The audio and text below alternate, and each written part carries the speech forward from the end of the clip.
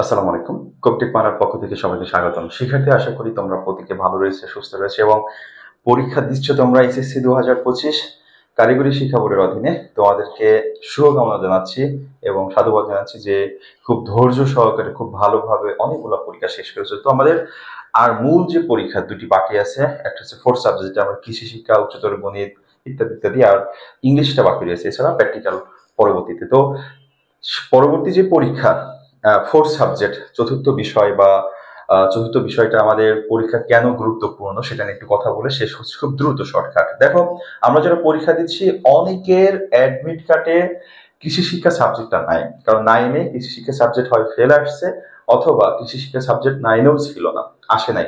তো যখন 9-এ আসে নাই তখন উচিত ছিল অবশ্যই বোর্ডে কথা বলা এসে ওই সাবজেক্টটার বিষয়ে, তাহলে তোমার গ্রেড পয়েন্টটা ভালো হতো। কেন ভালো হতো আমি একটু তোমাদেরকে বুঝিয়ে দিচ্ছি। দেখো, তার আগে বলি, কৃষি শিক্ষা বা 4 সাবজেক্ট যেটাই হোক না কেন, তোমার ওই সাবজেক্টটাই ভালো রেজাল্ট করলে কি হবে, গ্রেড পয়েন্টটা বাড়বে।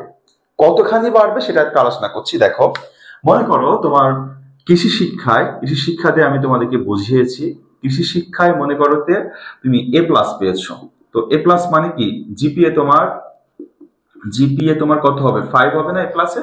তো জিপিএ 5। এই জিপিএ 5 থেকে তোমাকে 2 পয়েন্ট বাদ দেওয়া হবে, মানে 5 বিয়োগ 2 থাকবে কত, তোমার 3। এই 3টা তোমার মোট পয়েন্টে যোগ হবে।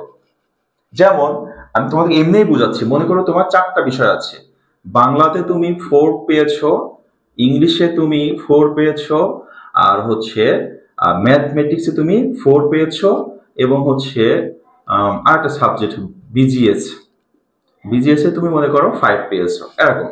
তো 4টা সাবজেক্ট তোমার, 4টা হচ্ছে 3 4 12 13 14 15 16 17, তোমার মোট গ্রেড পয়েন্ট বার হলো কত, 17। এবার মনে করো তোমার 4 সাবজেক্ট ছিল কৃষি, সেখানে তুমি A+ পেয়েছো। A+ পাইলে তোমার এখান থেকে 3টা এখানে যোগ হবে, তাহলে 17 আর হচ্ছে 3 কত হলো, 20। এখন তোমার ভাগ হবে হচ্ছে 1 2 3 4, এই 4 দিয়ে। যখন 4 দিয়ে ভাগ হবে তখন তোমার কিন্তু মোট A+ মানে জিপিএ 5 তোমার চলে আসছে, A+ চলে আসছে। কিন্তু নর্মালি যদি তুমি এটা করতা, 17কে যদি 4 দিয়ে ভাগ করতে, দেখো 17 ভাগ 4 আমরা যদি দেখি তাহলে হচ্ছে 4 4 16 হবে, 16 থাকবে হচ্ছে 1.0, এখানে আবার 4 2 8, এখানে থাকবে 2 0, তারপর হচ্ছে 4 5 20, তাহলে তোমার 4.25 আসতো। এখন দেখো কোথায় 4.25 রেজাল্ট, আর কৃষি শিক্ষায় A+ পাওয়ার কারণে তোমার জিপিএ 5 চলে আসছে। এই হচ্ছে বিষয় 4 সাবজেক্ট। এই জন্য আগামীকাল যে তোমাদের পরীক্ষা আছে, এই পরীক্ষাটা খুব গুরুত্ব সহকারে দিবা যেন A+ উঠাইতে পারো। যদি A+ উঠাইতে পারো, সেখান থেকে 3টা পয়েন্ট তোমার মোট মূল পয়েন্টের সাথে যোগ হবে, যেটার সাথে আর কোনো ভাগ হবে না, জাস্ট যোগ হবে। ওকে শিক্ষার্থীবৃন্দ, এই বিষয়ে তোমাদের অনেকে জানা ছিল না, অনেকে জানতে চাচ্ছিলা, জানিয়ে দিলাম। যার কারণে যে পরীক্ষাটা আছে 4 সাবজেক্ট, কৃষি শিক্ষা, উচ্চতর গণিত, ভূগোল, যেটাই বলো না কেন, ওই পরীক্ষাগুলো তোমার টার্গেট থাকতে হবে A+ উঠানো।